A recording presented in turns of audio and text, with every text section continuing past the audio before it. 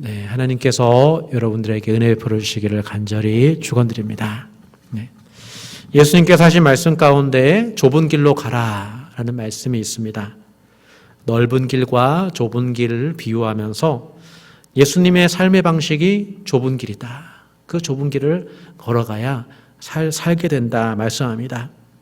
넓은 길은 많은 사람들이 선택하는 쉬운 길, 많은 사람들이 택하는 그런 길이고, 좁은 길은 좁고 협착해서 찾는 이가 적다라고 예수님께서 말씀하셨습니다.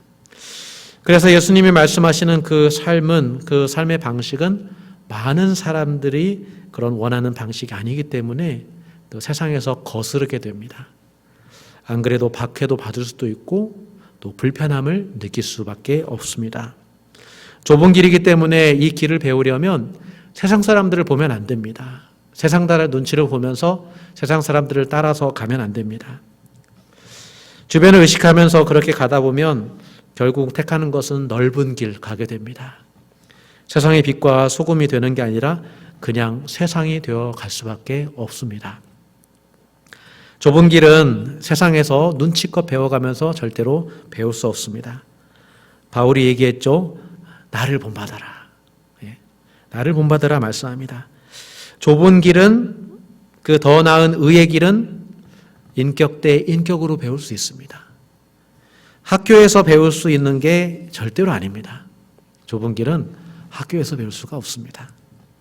학교에서 배운다면 학생들이 사실은 어떤 지식을 배우는 것도 중요하지만 사실은 선생님의 삶을 보고 배워야 되는 것이죠.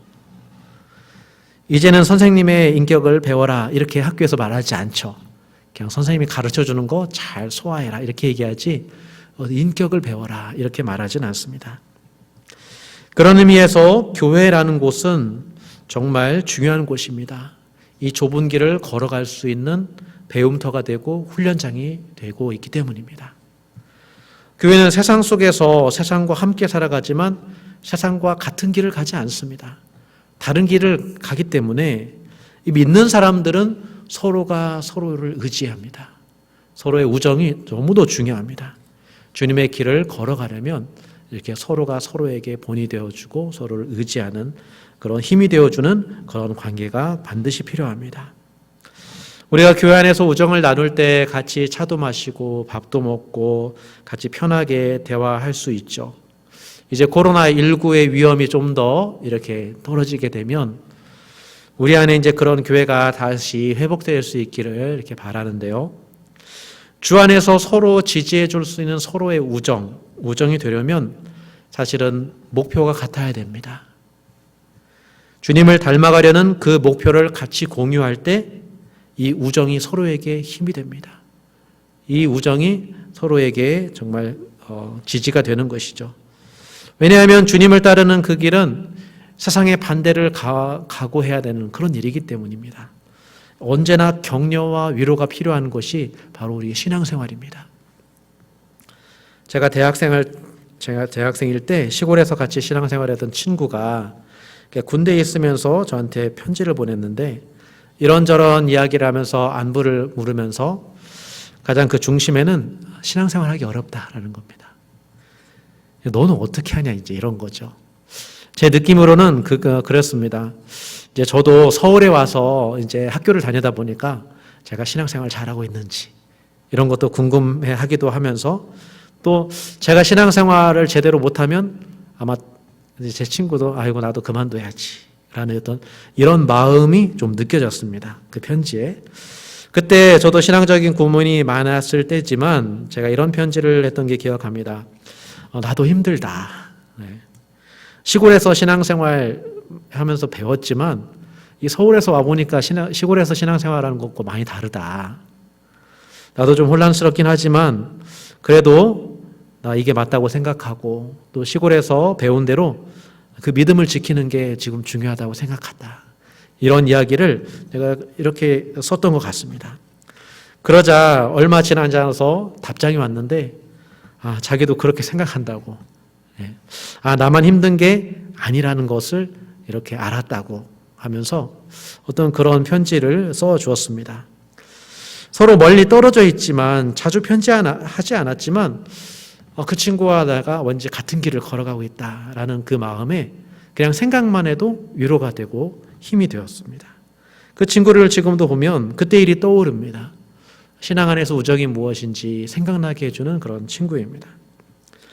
그런데 이런 친구 사이에 이런 것들이 깨질 수 있죠. 얼마나 낙심될까요? 서로 격려하고 의지했던 사람들 사이에 신뢰가 무너지고 그 우정이 깨지면 사실은 상처가 됩니다. 심지어는 같이 무너져 내리기도 하죠. 그 사람이 떠나면 같이 교회도 떠나고 신앙도 버리기도 합니다. 우정이라는 게 그렇습니다. 언제든지 서로에게 힘이 되었다가도 또 언제든지 우정은 금이 갈 수도 있습니다. 그렇지만 또 우정이라는 건 또 언제든지 회복될 수 있는 것입니다. 어떤 한 사람이 믿음을 버리지 않는 이상, 주님을 버리지 않는 이상 주님 안에서 언제든지 그 우정은 회복될 수 있습니다. 주님을 따르는 길에 많은 제자들도 실패를 거듭했습니다. 주님의 말씀에 제자들 많이 무지했죠. 또 성급하기도 했고 실수도 했고 제자들 예수님 앞에서 서로 싸우기도 했고 두려운 마음에 스승을 배신하기도 했습니다. 그렇지만 다 주님께서 회복시켜 주셨습니다. 주님께서 그 제자들 버리지 않았습니다. 부르심을 취소하지 않았습니다. 주님과 제자들의 우정이 더 돈독해졌죠. 성도들 사이의 우정도 마찬가지인 것 같습니다. 내가 믿음만 지킬 수 있으면 우리 우정을 회복할 수 있고 또 주님 안에서 서로 용납해 줄 수 있습니다. 어떤 그런 장애물을 뛰어넘어서 좀 더 돈독해지는 그런 우정으로 나아갈 수 있죠. 우리도 하나님께서 은혜 주시면 이런 신앙을 회복할 수 있습니다. 우리도 참 몰라서 많이 실수했습니다. 그리고 때로는 우리가 성급하게 문제를 해결하려고 했다가 또 우리가 더 깊은 수렁에 빠지기도 했고 주님께서 원하시는 그런 방법이 아닌 사람의 힘으로 뭔가 해결해 보려 했던 어떤 그런 일들이 떠오릅니다. 이 모든 것들이 사실은 다 이해가 되죠. 지나고 보니까 다 이해가 되고 또 서로 함께 아파했던 그런 것들 우리가 다 말을 할 수 있습니다. 이제 그리고 그 아픔은 사실은 혼자만 겪었던 게 아니죠. 우리가 다 함께 겪었던 그런 시간들입니다. 그래서 주님이 은혜를 베풀어 주신다면 우리가 믿는 사람들이 다시 하나가 되고 이런 주 안에서 서로 지지가 되는 그런 우정을 만들어갈 수 있습니다. 건강한 교회는 이러한 문화를 만들어 나갈 힘이 있습니다. 그런 믿음이 있습니다. 주님이 제자들과 맺었던 우정처럼 우리 교회도 주님을 알아가면서 우리가 서로가 서로에게 이렇게 지지가 되어주는 그런 우정의 문화를 만들어갈 수 있습니다. 그렇게 우리가 먼저 사랑받은 사람이, 먼저 은혜 받은 사람이, 그리고 먼저 회복된 사람이 그런 일을 해나가야 됩니다. 사랑이 흘러서 사랑을 낳고 용서가 흘러서 용서를 낳고 그렇게 우리 안에 충만한 은혜가 흘러넘칠 때 이런 모든 것들이 회복되고 이런 모든 교회가 또 주님 안에서 세워지는 것입니다. 우리가 만들어가야 됩니다. 주님께서 인도해 주십니다. 그런데 오늘 말씀에 우리 갈라디아 교회를 보면 사실은 이런 문화가 깨진 것이죠. 왜 깨졌냐면 거짓 교사가 교회에 나타나서 다른 복음을 전하고 있기 때문입니다. 하나님의 자손은 율법을 지켜야 하니 할례를 받아야 된다. 이렇게 가르쳤기 때문입니다. 예수님도 할례를 받았고 그 당시에는 신약 성경이 있는 게 아니라 구약 성경만 있었기 때문에 할례를 받아야 된다고 생각했습니다. 그래서 이방인 그리스도인들도 예수님처럼 되려면 예수님처럼 그렇게 할례를 받아야 된다. 이렇게 생각했던 것입니다. 그리고 현실적인 이유도 있었죠. 할례는 박해를 피하는 가장 손쉬운 선택이었습니다. 그런데 이 선택, 바울의 입장에서는 이것은 주님과 완전히 다른 길이었습니다. 이 사람들과 결코 우정을 나눌 수 없는 그런 길을 말하고 있습니다. 율법은 사람들을 구별하고 차별하고 정죄하고 그리고 이 사람들은 율법을 행할 능력이 없기 때문에 사실은 율법을 의지해서 서로 우정을 나눌 수 기대하기가 어렵습니다. 반대로 이 바울은 예수 그리스도와 십자가만을 전했습니다. 오직 십자가가 능력이고 지혜임을 전하면서 은혜로 서로 용납하는 그런 교회의 문화, 성도들이 될 수 있기를 그렇게 원했습니다. 길이 다르다는 것은 목적지가 다르다는 것이죠. 우리가 방법을 택할 때는 그만큼 중요하게 신중하게 생각해야 됩니다. 보통 사람들이 생각하기를 넓은 길이든 좁은 길이든 목적지만 가면 되지 않냐, 이렇게 사람들이 쉽게 생각합니다. 그렇지만 이게 웬만한 데는 다 적용이 되지만 이 진리에 관한 한 이것은 적용되지 않습니다. 진리를 얻으려면 그 방법도 진리여야 됩니다. 그래서 예수님이 그렇죠. 내가 길과 진리요 생명이다. 예수님을 따를 때 생명을 얻는 것이지 다른 길로 그렇게 되는 것은 아닙니다. 이 길만이 하나님 앞에서 자유로운 자녀가 되는 그런 결과를 얻을 수 있는 것이고, 또 반대로 율법의 길, 할례의 길은 율법의 종이 되는 결과를 낳을 뿐입니다. 길을 잘 선택해야 그 결과가 약속으로 주어지는 것이죠. 그래서 율법이냐 은혜냐라고 했을 때 바울은 율법의 길은 아니다, 이것은 생명의 길이 아니다라고 말씀합니다. 자기의 힘으로 하나님의 백성이 될 수 없기 때문입니다. 율법을 가지고 노력하면 노력할수록 결국은 정죄를 받게 될 뿐입니다. 죄의 종이 될 뿐입니다. 결국 하나님의 구원을 얻기 위해서 율법을 의지한 그 노력의 대가는 결국 사망입니다. 죄의 삭은 사망이기 때문입니다. 그래서 바울은 이 길을 버려라. 네 조상들도 못 간 그 길을 너희들 왜 가려라 해서 이거를 버려라 하면서 7절에서부터 12절까지는 이제 그 진리를 알았다면 이제 그 거짓 교사들, 할례를 주장하는 사람들을 스스로 베어버려라, 스스로 떼어버려라, 이렇게 요청합니다. 인간적인 정에 끌려가지고 머뭇거리지 말아라, 이런 얘기를 합니다. 왜 그럴까요? 첫째는 7절에 보면 진리를 순종하지 못하게 하기 때문입니다. 교회 안에 진리로 서로 우정이 깊어져야 되는데, 그래서 이 길을 가기 위해서 서로 격려하고 서로 힘이 되어줘야 되는데, 이 거짓 교사의 가르침은 이 다름질을 막아버립니다. 그리고 생명이 자라지 못하게 막아버립니다. 그러니까 교회가 어떻게 됩니까? 메마릅니다. 메말라지고 결국은 죽게 만들어지죠. 영적으로 죽게 됩니다. 그래서 교회는 진리를 분별해야 되는데 바울이 8절에 이런 이야기를 합니다. 그 권면은 너희를 부르신 이에게서 난 것이 아니니라. 할례를 받으라 라는 그 주장, 그것은 다른 복음인데 그것은 하나님에게서 나온 것이 아니다. 이렇게 분별해 줍니다. 사랑하는 성도 여러분, 참 영적인 분별력이 너무도 중요합니다. 그러기 위해선 진리를 알아야 되고 진리이신 예수님을 우리가 알아가야 되는데, 그래서 바울은 항상 이렇게 기도했습니다. 교회를 위한 서신 에베소서를 보면은 바울의 기도가 이렇게 나옵니다. 우리 주 예수 그리스도의 하나님 영광의 아버지께서 지혜와 계시의 영을 너희에게 주사 하나님을 알게 하시고 너희의 마음의 눈을 밝히사 그의 부르심의 소망이 무엇이며 성도 안에서 그 기업의 영광의 풍성함이 무엇이며 그 힘의 위력으로 역사하심을 따라 우리에게 베푸신 능력의 지극히 크심이 어떠한 것을 너희로 알기를 구하노라. 이게 바울의 기도였습니다. 교회가 알기를 원하노라. 분별력은 그러니까 그냥 생기는 게 아닙니다. 성령의 인도하심을 구해야 됩니다.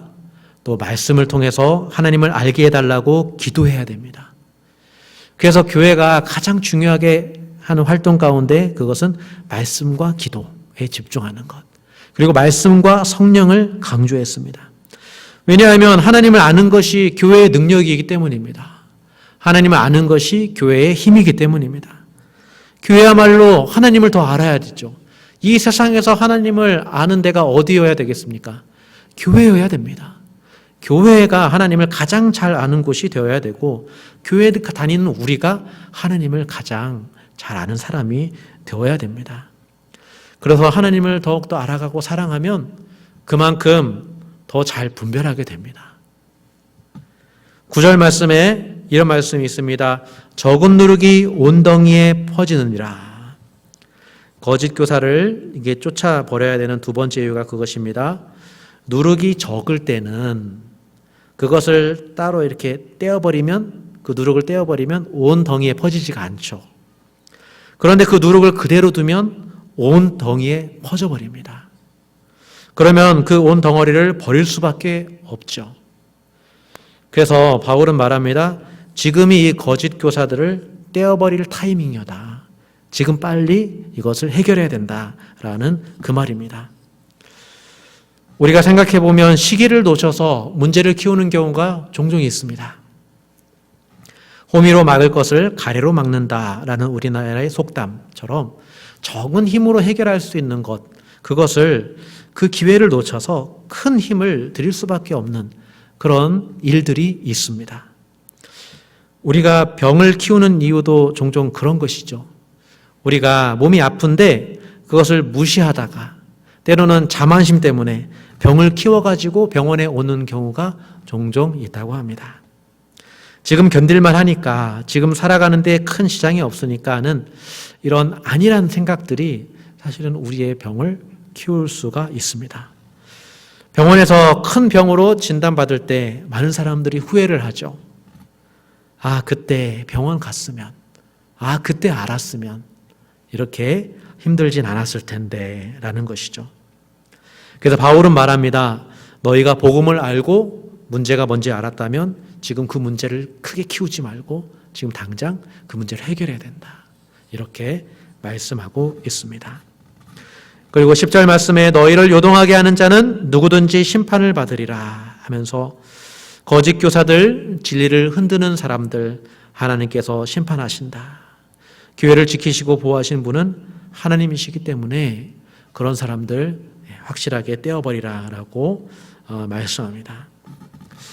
이 말씀 읽으면서 교회 지도자들과 목회자들 정신 차려야 된다 이런 생각을 좀 더 해보게 됩니다. 성경을 보면 심판은 어디에서 시작하느냐? 성전에서 시작됩니다. 이스라엘 사람들이 그 영적인 지도자들이 타락했을 때, 죄를 범했을 때 하나님의 영광이 성전에서 떠납니다. 사실 그게 심판입니다. 그게 하나님의 심판입니다. 그러기에 하나님의 말씀을 맡은 자들, 또 하나님 이 교회 앞에 본이 되어야 될 사람들, 그런 사람들이 다른 복음으로 교회를 흔들리게 한다면 그가 가장 먼저 사실 하나님 앞에 심판을 받을 것입니다. 그만큼 무거운 책임감으로 사실은 감당해야 됩니다. 직분자라면 사실은 그런 마음을 가져야 됩니다. 그것이 무겁지만 그러나 그것을 잘 감당할 때 사실은 하나님의 기쁨이 되고 하나님의 영광이 되는 그런 직분이 될 수 있습니다. 우리의 그런 자리로 주님께서 우리를 불러주셨습니다. 바울이 그리스도와 십자가의 복음을 전했기 때문에 박해를 받는 것이지, 만약에 바울이 할례를 전했다면 박해를 받지 않았을 것입니다. 할례를 받음으로 만약에 죄가 용서되고 의롭다함을 얻고 하나님의 자녀가 될 수 있다면 십자가가 무슨 필요가 있고 주님께서 하신 일이 무슨 소용이 있나는 것이죠. 율법을 따르는 자들에게는 은혜로 구원받게 하는 십자가가 걸림돌입니다. 그게 걸림돌이 될 수밖에 없는 것이죠. 그래서 그들은 바울을 박해하는 것입니다. 율법을 무시한다고 생각하고 율법을 버린다고 생각하는 것입니다. 그러니까 길이 다른 것이죠. 길이 다르면은 다시 갈라질 수밖에 없습니다.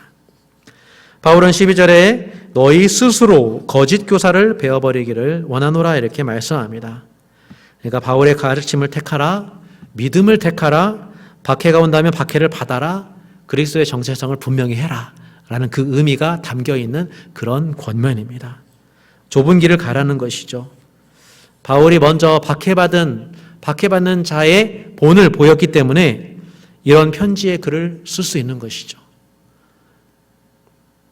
목회자의 권위, 지도자의 권위는 바로 여기에서 나오는 것 같습니다. 신실하게 주님을 따르는 그 길을 갈 때, 박해를 견디면서 그 길을 가는 그 사람의 말이, 그 사람의 충고가 사실은 권위가 있습니다. 그래서 바울은 주님 안에서 함께 이 길을 걸어가기 위해서 거짓 교사는 떼어버리고 이제 나와 함께 복음의 길을 같이 걸어가자라고 말씀하고 싶은 것이죠.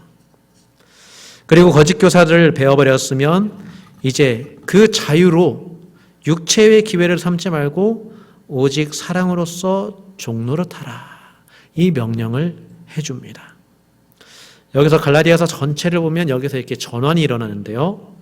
지금까지 갈라디아서는 야, 너희가 자유한 자다. 그러니까 율법에 매이지 말아라. 이런 말씀에 집중했다면 이제는 그 자유로 이제 서로 사랑으로 종로를 태라. 그 말씀을 이제 후반부에 이제 말씀하게 됩니다.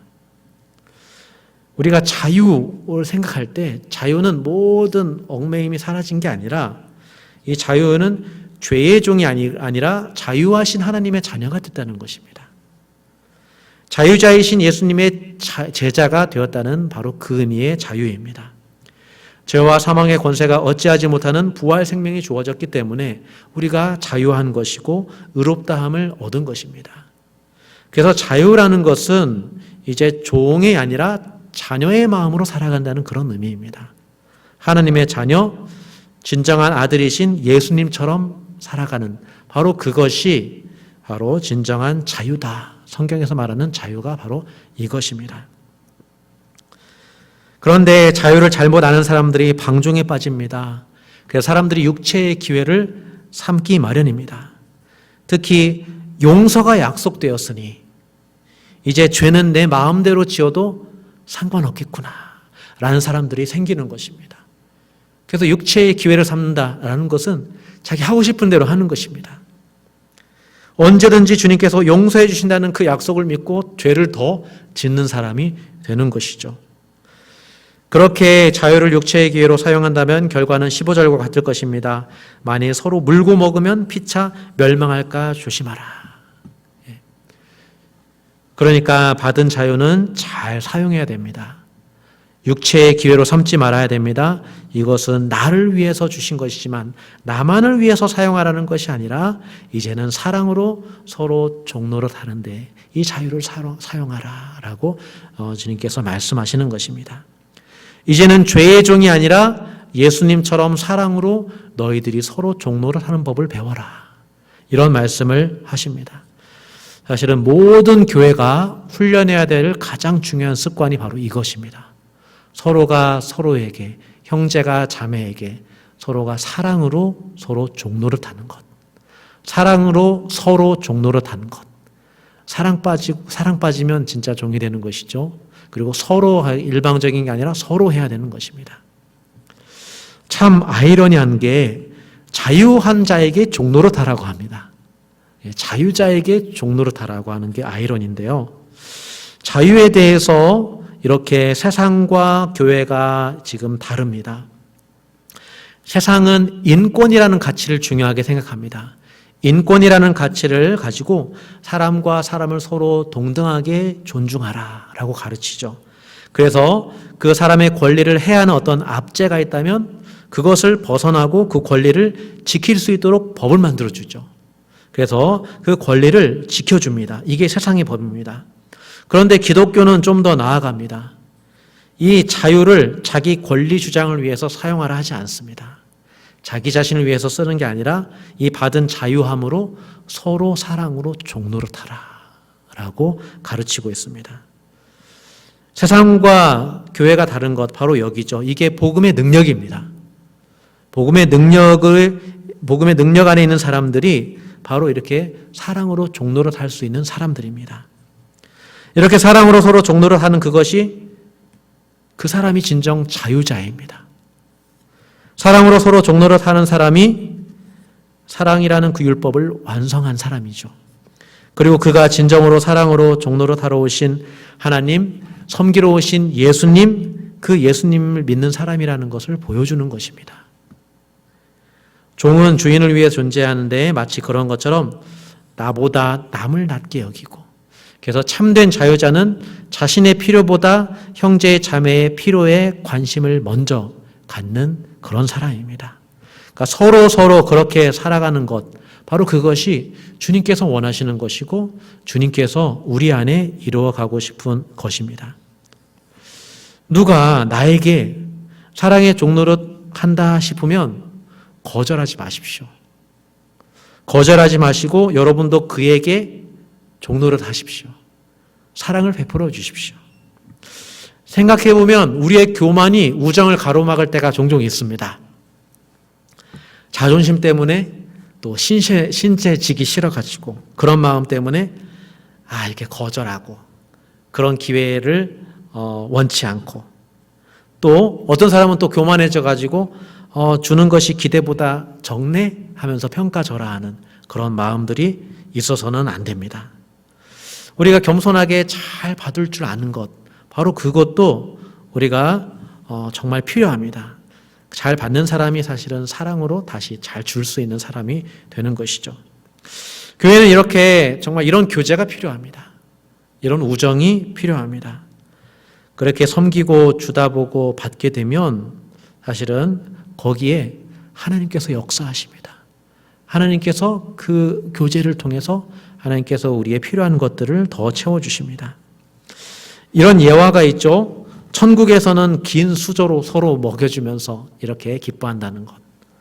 그런데 지옥에서는 그 긴 수저로 자기 배를 채우려고 하다 보니까 더욱 힘들고 배고파진다는 그런 예화를 한번 들어본 적이 있을 것입니다. 우리 교회는 정말 사랑으로 서로 종노릇하는 법을 서로 배우고 또 이런 것들이 우리 안에 문화가 되기를 원합니다. 나의 필요보다 다른 사람의 필요를 먼저 바라보고 그것을 채워주며 내가 먼저 종노를 해줄 수 있는 그런 문화, 그런 문화가 우리가 있을 때 하나님께서 그 안에서 역사하십니다. 그 안에서 은혜를 베풀어 주시고 우리의 병도 고쳐주시고 하나님께서 우리에게 필요한 것들로 풍성하게 채워주실 것입니다. 우리가 사랑으로 종노를 할 줄 아는 그런 성도가 될 수 있기를 우리 주님의 이름으로 간절히 축원드립니다.